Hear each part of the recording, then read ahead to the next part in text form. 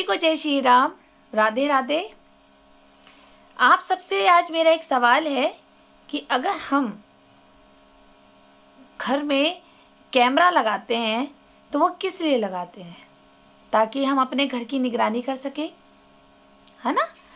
ताकि हमें आने जाने वाले लोग मेन गेट से हमें आराम से दिखे अपने घर के अंदर से, या कभी कोई चोरी डकैती कुछ ऐसे मामले हो जाए तो हमें एक हेल्प मिलती है कैमरे की वजह से कि कौन हमारे घर में आया था और कौन किसने चोरी करी, राइट?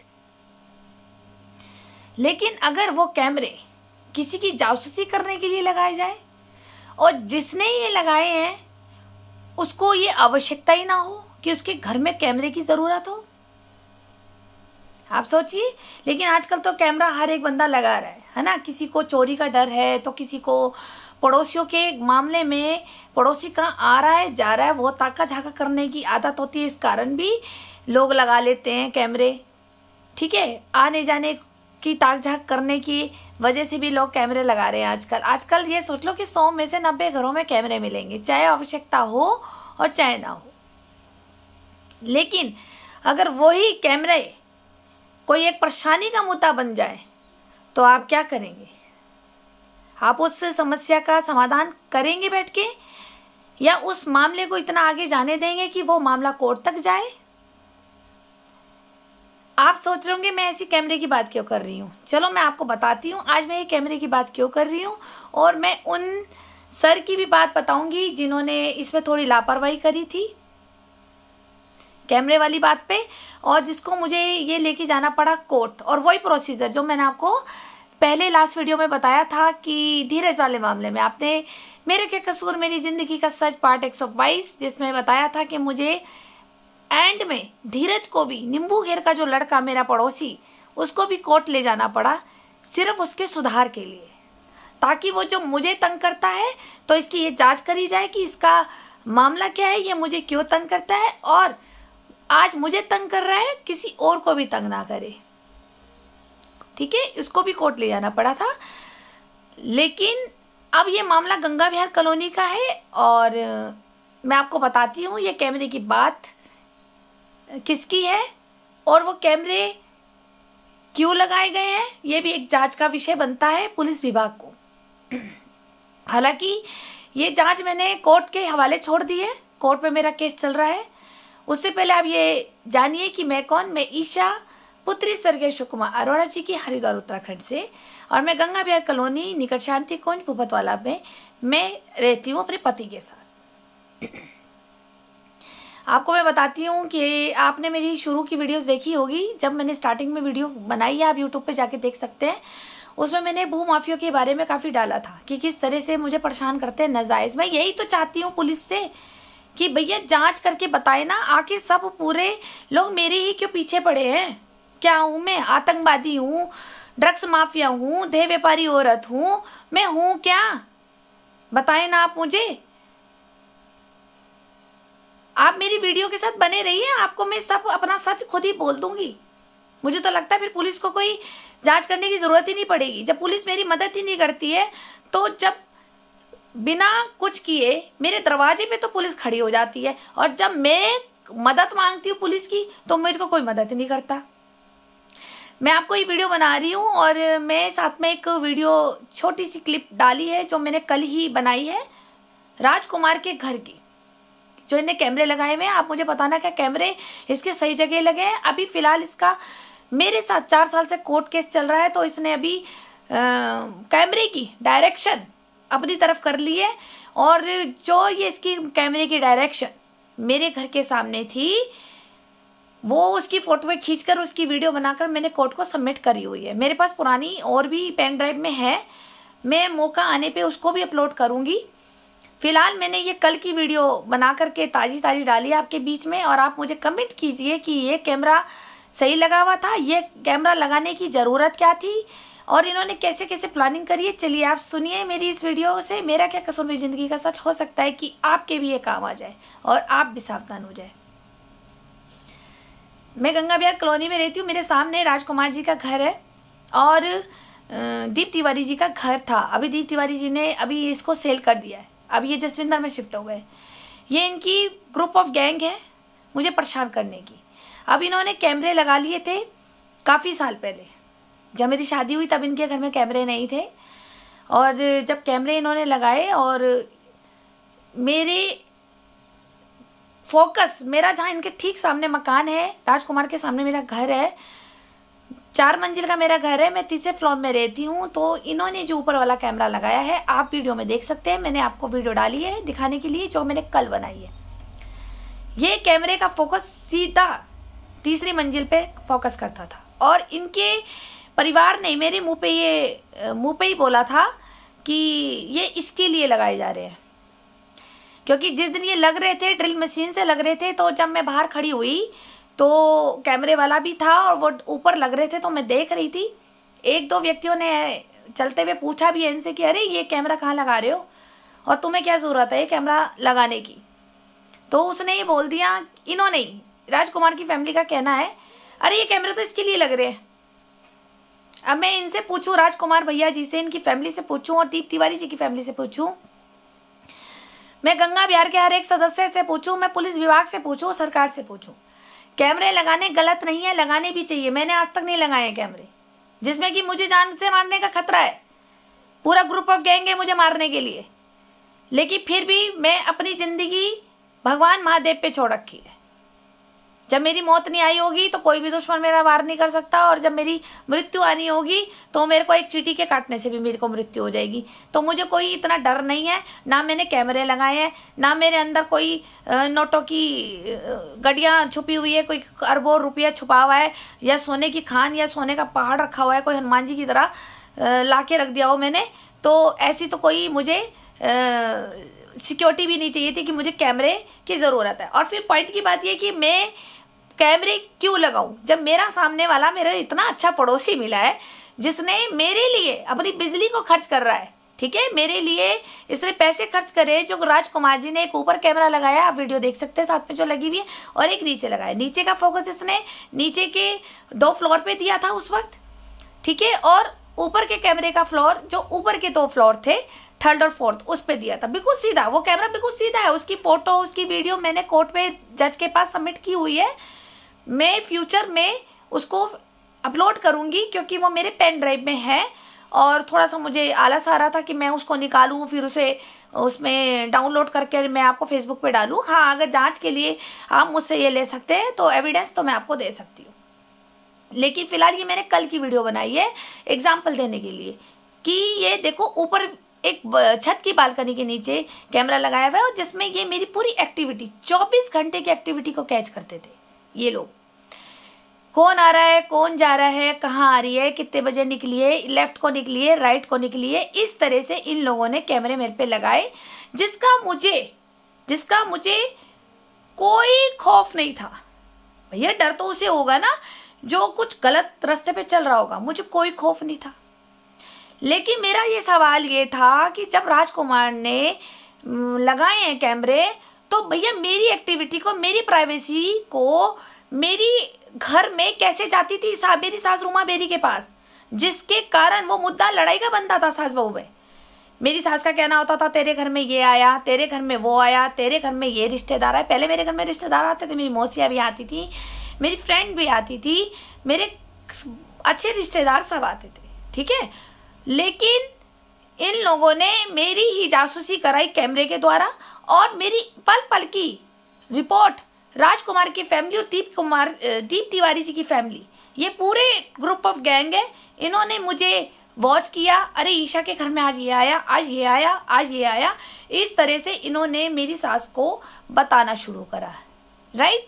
या तो ये वाईफाई से कनेक्ट है मेरी सास और रूमा बेरी और राहुल बेरी जी की फैमिली के साथ। राहुल बेरी मेरे जेठ, अंजू बेरी मेरी जेठानी जी, ठीक है। तो इन लोगों को मेरे पल पल की खबर मिलती थी, और मुझे होता था जान का खतरा, क्योंकि मैं कहीं जा रही हूँ, वहां मुझे ऐसा लगता था कि मेरा कोई पीछा कर रहा है। 1-2 बार ऐसा हुआ, हम बाइक से जा रहे, वो ऐसे एकदम टकरा के गई बाइक, जिसका हल्की पुर्जी, हम गिरे भी नहीं तो चोट ऐसे लगी कि कभी मेरे पैर पे चोट आई, 2-3 बार ऐसी चोट आई और वो बाइक वाला आगे टकरा के चला गया। हल्की सी चोट आई है, ऐसा भी नहीं आया जैसे घसीट हो जाती है ऐसी आई। हम बाइक की स्पीड भी धीरे ही रखते हैं। ये सूचना देते थे मेरी सास को, मेरी रूमा बेरी को। क्यों भाई, क्या नौकरी करते हैं राजकुमार इनकी? राजकुमार जी ने अगर अपनी प्राइवेसी के लिए, अपनी सिक्योरिटी के लिए कैमरा लगाया है तो लगाए, किसने मना किया? अगर आपको मेरे घर पे चौकसी करनी है तो करो, किसने मना किया? मुझे तो खुशी मिल रही है कि चलो मेरे को इतने अच्छे पड़ोसी मिले हैं जो अपनी बिजली खर्च करके मेरी मकान की निगरानी कर रहे हैं। मैं बेफिक्र होके सो सकती हूँ। कोई मेरे घर में घुसेगा, मेरा गला दबाएगा, मर्डर करेगा, कम से कम एटलीस्ट पुलिस जब जांच पे आएगी तो इनके कैमरे तो देखेगी। मैं तो अपनी तरफ खुश थी, पर इनकी इंट्यूशन, इनकी इंटेंशन गलत थी। इनको ये था कि ईशा इतनी तरक्की कर रही है, आखिर पैसा आ कहां से रहा है? ये धंधा कराती होगी, ये देह व्यापारी औरत है, ठीक है, ये गलत कामों में इन्वॉल्वमेंट है, या फिर कोई शराब, पौआ, क्या बोलते हैं जो नशे की चीजें होती है, ड्रग्स, अफीम, गांजा, ये इस तरह का कुछ काम करती होगी। और कुछ ना कुछ गलत कार्यों में इनकी ये सोच थी कि मैंने कुछ गलत कार्यों से या गलत गतिविधियों से मैंने धन को अर्जित किया है और मैं इसकी जांच बैठाऊंगी सरकार को। आप मुझे जांच कर सकते हैं, ठीक है भैया। अगर मुझे ऊपर वाला दे रहा है, ठीक है, अब ये तो वही लोग हैं, हमें नहीं दे रहा, हमें नहीं दे रहा। गलत कामों से कोई कमाई आती है क्या? गलत कामों से तो भर के एकदम आएगी और एकदम निकल जाएगी।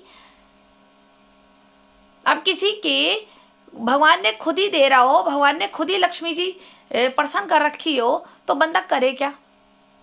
लेकिन इनको तो ये लगता है कि ईशा तो गलत कार्यों में इन्वॉल्वमेंट होगी तभी इसकी इतनी तरक्की हो रही है। इन्होंने मुझे कैमरे में वॉच किया, जिसका मुझे मानसिक प्रताड़ना ये झेलना पड़ा कि जो मेरी फ्रेंड्स आती थी, जो मेरे रिश्तेदार आ रहे हैं या जो भी मुझसे मिलने आ रहा है, उन सबको ये लोग धमकियां देते थे किसी के माध्यम से। ये राजकुमार जी का परिवार हो गया और ये दीप तिवारी जी का परिवार हो गया। पर धमकी ये क्यों देंगे? धमकी रूमा बेरी है, जिसने मुझे इतने बड़े बड़े माफियों के नाम बताए हैं, बड़े बड़े लोगों के नाम बताए हैं, सम्मानीय लोगों के नाम बताए हैं, जिनके नाम सुन करके कि एक बार तो मैं भी 5 मिनट के लिए सोच में बैठ जाती हूँ कि ऐसे व्यक्ति हो सकते हैं जो मेरी सास बोलती थी। अब मैं अपनी सास को तो कितना जानती हूँ और कितना नहीं, मेरी सास को तो भगवान भी कोई नहीं जानता होगा, ना राहुल बेरी जी की भाई सबको, जिसे मैंने एक पिता के समान, जिसको मैंने एक भाई के समान में पूजा, वो भाई रावण की तरह दृष्टि डाल रहा अपनी भाई की पत्नी पे। तो सोचो, इसको तो नरक में भी जगह नहीं मिलेगी, स्वर्ग तो छोड़ो नरक में भी नहीं मिलेगी। ये शास्त्रों में लिखा है कि भाई की पत्नी पे जिसने नजर मार ली, ठीक है, भाई की पत्नी, भाई की साली, भाई की जो ससुराल में जो औरतें होती हैं, ये मैंने शास्त्र में पढ़ा था, जो ऐसी लोगों पे नजर मार लेता है, और भाई की बेटी पे जो नजर मारता है उसका तो विनाश होता ही है, उसको तो नरक में भी जगह नहीं मिलती। तो इन्होंने मेरे को वॉच करने के लिए, अब या तो ये राजकुमार ने ही, ये इनका जासूसी होगा, पैसे लेता होगा, कैमरा लगाया और इसने पूरी एक्टिविटी दी। और फिर जब मैं अपने कभी कभी डॉग घुमाने 7-8 बजे जाती थी नीचे, मेरे देखो डॉग्स को तो जब सुसु पोटी लगेगा वो तो बताएगा कि मेरे को जाना है, मैं उसको नीचे लेके जाती थी। तब इसके बाद ब्रूनी डॉग थी, 2-4 डॉग थे, पीटर थे, तो ये भी निकलते थे, तो ये चलते हुए मुझे कमेंट पास कर देता था, अरे वो वीडियो है ना, वीडियो तिवारी जी से बात करते हुए, अरे वो वीडियो है ना, इंटरनेट पर अपलोड कर देंगे इसकी। एक मानसिक प्रताड़ना, अरे कैमरे में सब कैच होता है, ये कैसी है, सब दिखता है इसका।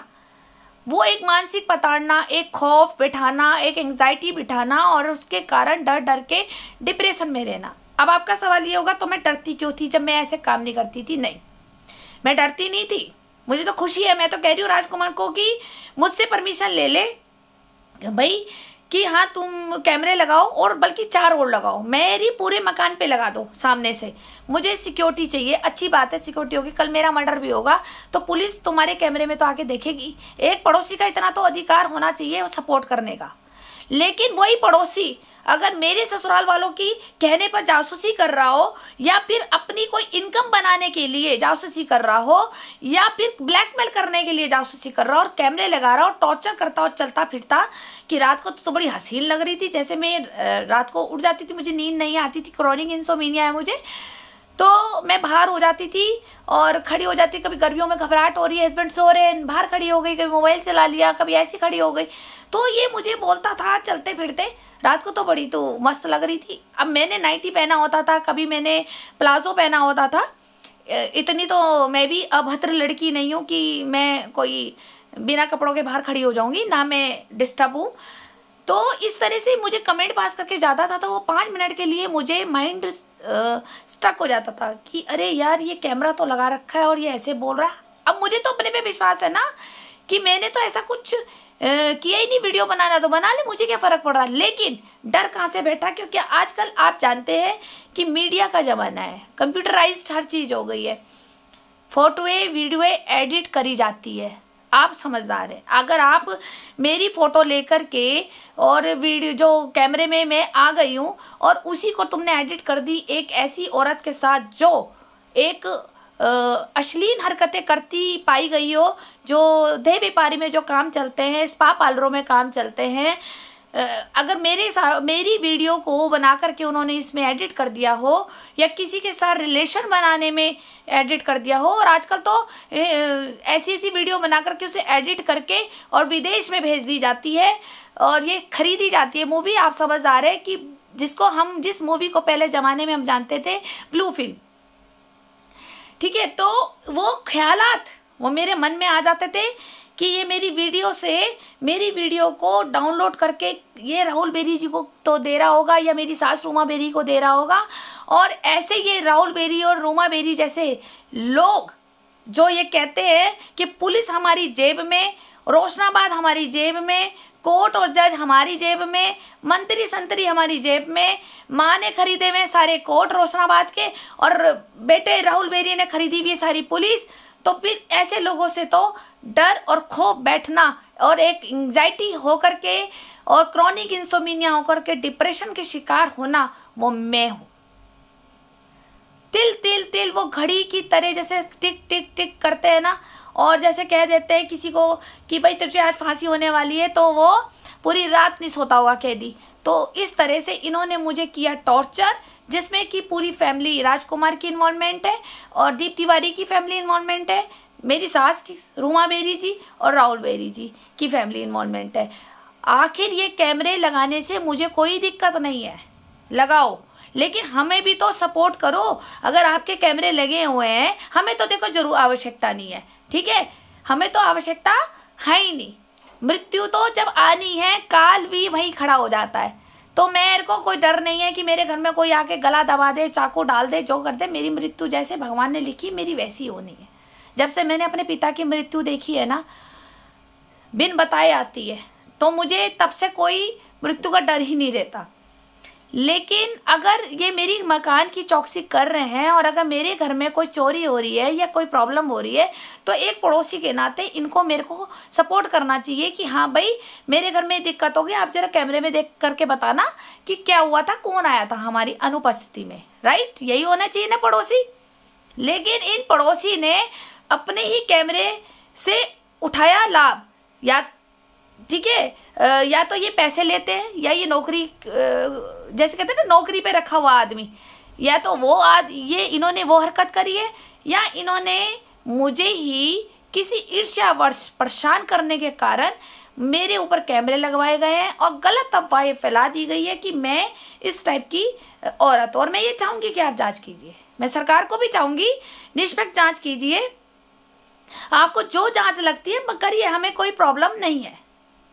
बस ये कैमरे क्यों थे? अच्छा, अब इस कैमरे की शिकायत, अब पॉइंट की बात है, अब इस कैमरे की शिकायत मैं सप्तऋषि चौकी लेके गई थी। 2-4 पुलिस विभाग में बैठे हुए थे उन दिनों में, जो कोतवाल जो थे सर थे बड़े, वो जगमोहन रमोला जी थे, जगमोहन रमोला जी। हालांकि उनसे मेरी बात हुई, सामने नहीं हुई, चौकी में एक बार हुई होगी, तो ये अंदर थे तो मेरे को बाहर पुलिस वालों ने रिटर्न में ले लिया था, रिटर्न में ले लिया हमारे। एक पुलिस बाइक पे आई थी, एक सरदार जी वाले पुलिस वाले थे, उनका नाम नहीं पता, वो आए थे और उन्होंने इनका कैमरा देखा और राजकुमार जी की फैमिली की डांट लगाई मेरे सामने कि ये कैमरा ऊपर गलत लगा हुआ है, अपनी सिक्योरिटी के लिए यहाँ से मेन गेट पे लगाओ और फोकस भी अपनी तरफ, अपनी रोड की तरफ का देना है, सामने वाले का नहीं देना है, इसको कैमरे उतार दे, नीचे लगे होने चाहिए। अच्छा मजे की बात देखो, कैमरे इसके कैसे हैं कि ये रिमोट से कंट्रोल करता है, रिमोट से ऊपर नीचे वो अपना हिलते हैं, ऊपर नीचे हिलते हैं। और कई बार वही कैमरे वाला जांच पे इनके घर में आता है जो पुरानी वीडियोस को ये डिलीट करते रहते हैं, ठीक है, अपने सबूत मिटाते हैं कि हमने क्या क्या बना लिए हैं। और कैमरे इसके वही है जो रिमोट से वाईफाई से ऊपर नीचे हो जाते हैं, ये उसकी डायरेक्शन चेंज करता रहता है। और इसने मेरे सामने भी करी है काफ़ी बार, मैं सामने खड़ी हूँ, कभी इसका कैमरा नीचे हो रहा है, कभी धीरे धीरे ऊपर हो रहा है, कभी लेफ्ट घुमा रहा है, राइट घुमा रहा है, ये इसकी एक्टिविटी मैंने सारी देखी। क्या मंशा थी इसको, क्या मेरे बारे में गलत अफवाह बनानी थी या मेरी वीडियो का कैप्चर लेकर के मेरे वीडियो एडिट करके एक मेरी अश्लील वीडियो बना करके और टॉर्चर करना और पैसे की डिमांड करना था, या फिर मेरे बारे में पूरी जासूसी कर करके इसके घर में कौन से रिश्तेदार आते हैं उनको धमकाना। और हुआ यही है कि मेरे घर में कोई नहीं आता, ये मेरी फ्रेंड सर्किल रिश्तेदार सब आने बंद हो गए और इनको धमकियां दी गई थी कि ईशा के घर में नहीं जाना। और जब उन लोगों को भी पता लगा कि मेरी सास एक माफिया लोगों से ट्रम्स रखती है तो उन लोगों को भी डर बैठ गया, भैया इसकी बहू के घर जाएंगे तो दिक्कत परेशानी हो जाएगी। तो इस तरह से इन्होंने मेरे सारे रिश्तेदार, फ्रेंड सर्किल सारे ग्रुप कटवा दिए, जिससे कि मैं अकेली रह करके मैं आइसोलेट में चली जाऊं और मैं एक अपनी ठीक मानसिक परिस्थिति को खराब कर कर मैं पागल हो जाऊं, डिप्रेशन की शिकार हो जाऊं, अकेली रह जाऊं, मुझसे कोई बात ना करे। और जब मैं अकेली रहूंगी तो एक समाज में एक दाग फैलेगा कि देखो इस लड़की से तो कोई नहीं बोलता। ये दीप तिवारी की फैमिली का कहना है, दीप तिवारी की बीवी और इसकी बेटी, कि ऐसी बेटी ये कहती थी मेघा तिवारी कि मेरे पास वीडियो है, मैं वो भी अपलोड करूंगी। क्या करेगी जी करके, क्या करेगी पता नहीं, ऐसे कैसे लोग क्यों जीते। और वहीं इसकी माँ खड़ी है, वहीं इसकी माँ खड़ी है, वो उसकी माँ से रोक नहीं रही है कि ये तेरे से बड़ी है, ऐसे मत बोल। नहीं, ये है आजकल के बच्चों के संस्कार, ठीक। और इसने मुझे बोला मेरे पास वीडियो है, मैंने 800 वीडियो बना रखी है, सारे एविडेंस मेरे पास है किस तरह से इन्होंने मेरे से बदतमीजी करी है।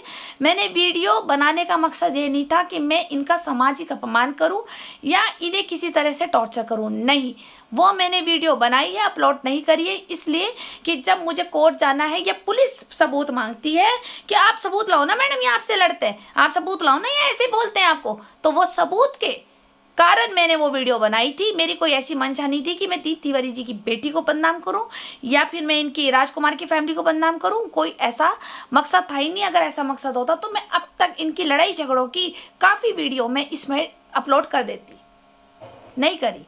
वो सिर्फ मैंने सबूत के रूप में रखी जो मेरे अब कोर्ट में काम आ रही है, जो मुझे कोई एविडेंस देना है पुलिस को, वो मेरे तब काम आ रही है। तो मैंने जगमोहन रमोला जी को जब शिकायत करी तो 2 पुलिस वाले आए थे, फॉर्मेलिटीज करके चले गए, लेकिन उसके बाद वो पुलिस भी गायब हो गई। मैंने फिर दोबारा जगमोहन रमोला सर को बोला था कि अभी तो कैमरे हटे नहीं है और इस तरह से मुझे वॉच कर रहे हैं। तो इन सर का भी ये कहना था, मैडम जब आपको क्या गलत कुछ लग रहा है क्या, कुछ गलत है? मैंने कहा नहीं, गलत ही तो है, आप किसी को अपने कैमरे में उसकी एक्टिविटी को कैसे कैच कर सकते हो? तो इनका सर का भी ये कहना था कि मैडम जब आप अपनी जगह गलत नहीं हो तो आपको क्या दिक्कत है, आपको क्या दिक्कत है? मैंने कहा ये भी बात है, सही बात है, मुझे क्या दिक्कत है, लगी रहने तो, बल्कि 2 लगाए 2 और लगाए, मुझे तो फिर ये गारंटी दे दो ना, राजकुमार ने लगाए, दीप तिवारी लगाए, कोई भी लगाए, लेकिन जब मेरे घर में कोई प्रॉब्लम हो तो कृपया करके इनके भी कैमरे खोल के जांच कर लिया करो कि हाँ भाई ईशा बेरी के घर में कौन गया था, जरा अपना कैमरा खोल दे। पर तब ये सपोर्ट नहीं करते पड़ोसी। और ये जांच और पूरे गंगा बयान में अब ये फिर मैंने कोर्ट में डाल दिया। पहले मैंने जगमोहन रमोला जी से 2-3 बार मदद मांगी, नहीं हुई, फिर मैं गई बड़ी कोतवाली, वही प्रोसेसिंग लास्ट वाली जैसे मैंने धीरज के लिए करी थी, बड़ी कोतवाली गई, फिर सीओ सिटी पे गई, किसी ने मेरी सुनवाई नहीं करी, कैमरे हट ही नहीं रहे हैं। और इनका कहना था राजकुमार जी का और दीप तिवारी का, कर ले जो कर ले, हमारी तो पुलिस में बहुत है, हमारी तो पुलिस में बहुत है। और तिवारी जी की बीवी का ये कहना था कि इसको तो चौकियों में जाने का बड़ा शौक है, जा चौकी जा, ए जा जा चौकी जा, हम तिवारी है तिवारी, हमारे ना मुंह लगी हो, हम राजकुमार नहीं है जो हम तेरे को छोड़ देंगे, हमारे ना मुंह लगी हो, समझ गई? आई बड़ी हमारी कंप्लेंटें करती है। ये इसकी लैंग्वेज थी, ये इसकी टोन थी दीप तिवारी की वाइफ की। तो इस तरह से इन्होंने मुझे मानसिक प्रताड़ना दी और मैंने फिर ये सारी शिकायत करते करते एंड में मुझे वरिष्ठ पुलिस के पास जाना पड़ा। वरिष्ठ पुलिस ने फिर जांच भेजी। देखिए, फिर वरिष्ठ पुलिस ने जांच भेजी दूसरे सीओ सिटी मायापुर चौकी, जहां पर पितरों की नयनी शिला है, वहां पर एक थाना है ना, वहां बुलाया गया था। तभी राजकुमार जी आए थे, एक दो जने और थे इनकी फैमिली के जो इनके रिश्तेदारों में थे, वो लोग आए थे। तब इसने राजकुमार जी ने माफीनामा दिया था, माफी मांगी थी और ये तक कह दिया था कि आज ही कैमरे में हटा लूंगा। तब इसने मुझे माफी दी, घर आ गया और फिर उसके बाद कैमरे आज तक नहीं हटे। देखिए मजे की बात, आज भी नहीं हटे। मैं सरकार से जानना चाहूंगी कि आखिर ये कैमरे किसके हैं। निगरानी करनी तो खुलेआम करो ना, जासूसी तो सही बात है, खुली तो करी नहीं जाती, चोरी से ही करी जाती, तभी तो पकड़े जाएंगे कि हम कर क्या रहे हैं। तो मैं तो सरकार से कहना चाहूंगी कि कृपया करके आप मेरे घर के अंदर भी कैमरे लगा दें, मुझे इसके लिए बहुत धन्यवाद होगा। आपको ये तो पता लगेगा मेरी एक एक एक्टिविटी मैं कर क्या रही हूँ, कब खाती हूँ, कब जागती हूँ, कब सोती हूँ, कब पोछा झाड़ू कर रहे हैं, कौन झाड़ू पोछा लगा रहा है, कौन क्या कर रहा है। क्योंकि मैं बीमार रहती हूँ तो मेरे हस्बैंड भी मेरे साथ काम करवाते हैं, ठीक, क्योंकि मैं ल्यूपस की बीमारी से ग्रसित हूँ जो जानलेवा बीमारी है। तो इस तरह से इन्होंने मुझे डिप्रेशन, एंजाइटी, डर, खौफ, फोबिया सब बिठाया, जिसकी मैं एक मानसिक विकार में बीमार हो गई थी। लेकिन जब ये थोड़ी सी काउंसलिंग और मेरे जब एम्स से इलाज चला तब उन्होंने समझाया कि पुलिस में आप शिकायत करें। जब पुलिस ने भी नहीं सुनी आपकी तो कोर्ट भी तो है मैडम। फिर मैंने कोर्ट में इनको डाल दिया, राजकुमार जी को, दीप तिवारी जी को, कि मुझे जवाब दिया जाए कि कैमरा किसका, क्यों लगाया जाए और क्यों मेरी एक्टिविटी की जाती है और क्यों मेरे से नाजायज लड़ाया जाता है। मैं सरकार से कहना चाहती हूँ कि ये इन दोनों फैमिलियों को बिठाया जाए। आखिर ये मुद्दा कोर्ट में गया ही क्यों? जब मैंने कभी तुम्हें चू तक नहीं गई, मुझे दोनों फैमिली कह दे हाँ मैंने तुम्हें कभी अपमान किया, कभी गालियां दी, कभी अपशब्द बोले हो, कभी कुछ भी बोला हो, कभी कुछ भी बोला हो, आपका जूता मेरा सर होगा। लेकिन जब मैं आप लोगों से मतलब नहीं रखती हूँ और मैं हर व्यक्ति को सम्मान देती हूँ, मेरे लिए हर व्यक्ति सम्मानीय है, सबको सम्मान पाने का अधिकार है। लेकिन इसका मतलब ये कोई होता है कि हम आपको सम्मान दे रहे हैं तो हम आपसे डरते हैं या हम झुक गए या हमारी कोई वैल्यू नहीं है या हम आपके पाले हुए टुकड़े में जी रहे हैं। मुझे जवाब दीजिए। मैं सरकार से कहना चाहती हूँ जांच बिठाइए। जांच का मुद्दा है कि जगमोहन रमोला जी की वर्दी में भी इतना दम नहीं था कि वो आकर के कार्रवाई करे। और आप ये खुद जानिए, वरिष्ठ पुलिस ने बोला कि गलत कैमरा लगाया हुआ है। ये वीडियो मैंने दिखाई थी उनको जब ये सीधा कैमरा था पूरा थर्ड फ्लोर पे, और थर्ड फ्लोर पे इसने जब लगा रखा था रात को 2 बजे मैं अचानक जब उठी तो मेरे को इसके कैमरे की लाइट दिखी तो मैंने कहा अरे ये तो हमें देख रहा है, इसका मतलब ये तो पूरा ऊपर फोकस हो रखा है मेरे बेडरूम में। मेरे हस्बैंड सो रहे थे, वो मैंने पूरी वीडियो बनाई, फोटो क्लिप करी और वही मैंने सबमिट करी जिसमें पूरे मेरे घर का सारा दिख रहा है। और इसका कैमरा मेरे घर के अंदर था, गर्मियों के दिन थे, जाली वाला गेट था, तो हमने क्या ना वो लाइट जैसे चली जाती है थोड़ा वेंटिलेशन के लिए बंदा पर्दा हटा देता है, तो हमने ऐसे पर्दा हटा दिया। रात को जब 1-1:30 बजे मैं उठी कि भाई गर्मी हो गई, एकदम लाइट चली गई है तो थोड़ा सा मैं वेंटिलेशन के लिए पर्दे हटा दूं, हवा आ जाएगी बाहर से। तब देखा कि सामने से राजकुमार जी के तो कैमरे सीधे हो रखे, पूरा अंदर फोकस कर रहा है। मैंने तभी उसी वक्त ये एक्शन लिया और मैंने ये कोर्ट को सबमिट किया हुआ है। मैं सवाल ये पूछना चाहती हूँ सरकार से, पुलिस विभाग से, भाई अगर सारे मामले कोर्ट में चले जाएंगे तो फिर वे सारी चौकियां बंद कर दो ना। फिर क्यों सरकार इन पुलिस वालों को वो दे रही है तनख्वाहें? फिर मत दो। जब लड़ाई झगड़े होंगे सीधा वहीं जाएंगे, वकीलों की जेब भरेंगे आराम से। वकीली तो ले रहे, वकीली तो लूट रहे। जब आपके जैसे पुलिस ऑफिसर, मेरे भाई, देश के रक्षक हमारी रक्षा नहीं करेंगे, हमारी नहीं सुनेंगे, इंसाफ नहीं देंगे, तो आपकी बजाय वो कोर्ट में जेबें भरी जा रही है वकीलों की। सोचो आप उनका कितना बढ़िया अच्छा बिजनेस करा रहे हैं। वकील तो चाहेगा ना, वकील हो, मुंशी हो, वो तो यही चाहेगा कि हमारे थाने से लगते जितने विवाद है, कोर्ट कचहरी, सारे खूब लड़ाई झगड़े हो आपस में और सब जनताएं हमारे कोर्ट में आए और हम इन्हें लूट लूट के खाए। आप तो उनकी जेब भर रहे हैं, आप तो उन्हें अच्छा प्रॉफिट दे रहे हैं। तो कम से कम आप तो मदद कीजिए कि भाई जब ये सर ने मेरी कार्रवाई नहीं ठीक से करी, फिर पुलिस विभाग से यहाँ से लौट करके नहीं हुई, फिर वरिष्ठ पुलिस ने जो जांच बिठाई, मायापुर चौकी जो नहीं लगती हमारे एरिया की, मायापुर चौकी सीओ सिटी के पास गई थी जांच, वहां पे राजकुमार का माफीनामा देने और ये वादा करके आना कि मैं कैमरा हटा दूंगा, और आज तक वो कैमरा नहीं हटा। फिर वो एविडेंस इकट्ठे करके मुझे जाना पड़ा कोर्ट रोशनाबाद, जो 4 साल से केस चल रहा है। ठीक है, तो क्या ये सही किया इसने?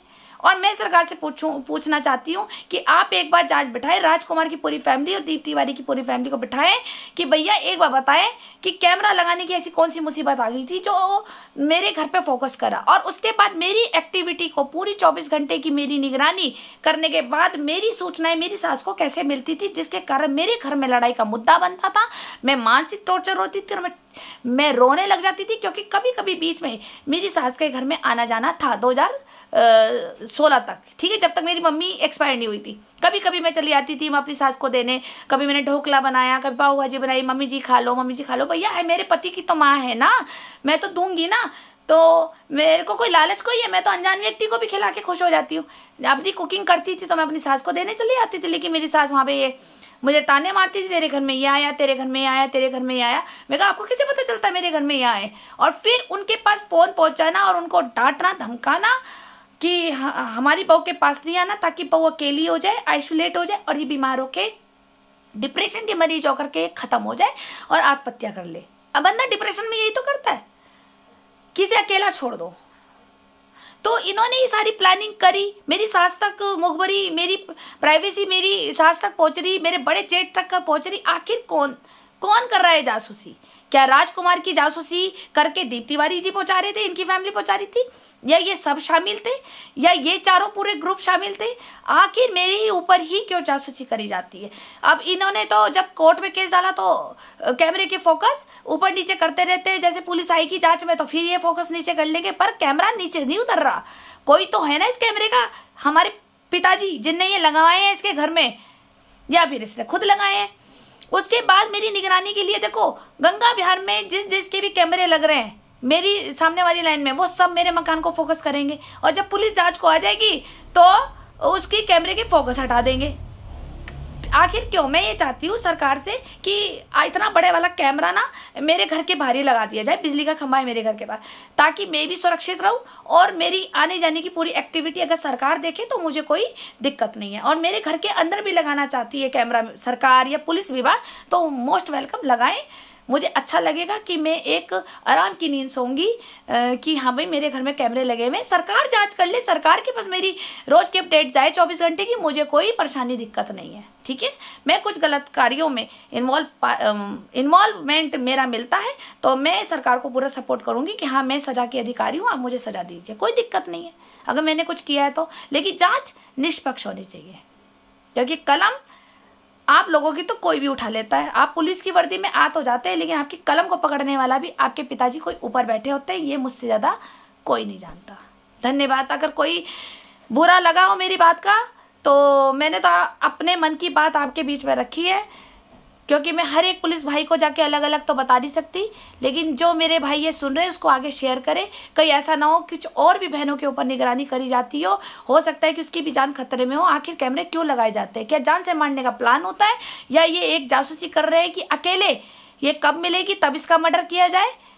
आखिर क्यों? या फिर मेरी बहन हिमानी अरोड़ा मेरे घर में ना आ जाए अपनी बहन से मिलने के लिए, तो ये निगरानी करी जा रही है कि पहले मेरी बहन हिमानी मेरे घर आती थी काफ़ी, उसकी निगरानी एक माँ बेटी को, ठीक है मेरी तो बेटी है वो 15 साल छोटी है, एक माँ बेटी को मिलने नहीं देना। अगर जैसी हिमानी आ जाएगी पता लग जाएगा हिमानी इसके घर में है, और अगर ये अपने घर से निकली है तो नींबू के हिर में क्लेश कर दो, वहाँ लड़कों से हमला करा दो और मार पिटाई करा दो, और ताकि ये वहाँ पे भी डर के मारे ना जाए। आखिर क्यों मुझे अपनी बहन से मिलने क्यों नहीं दे रहे हैं? क्यों नहीं मिलने दे रहे हिमानी अरोड़ा से इतने सालों से? आखिर राज क्या है? मैं सरकार से कहना चाहूँगी जांच बिठाए। आप बिठाएंगे धन्यवाद, बहुत दुआएं मिलेगी आप लोगों को मुझसे। एक बार मेरी बहन हिमानी अरोड़ा को मेरे सामने लाया जाए, उसको पकड़ते ही सारा सच आ जाएगा आप लोगों के सामने। धन्यवाद।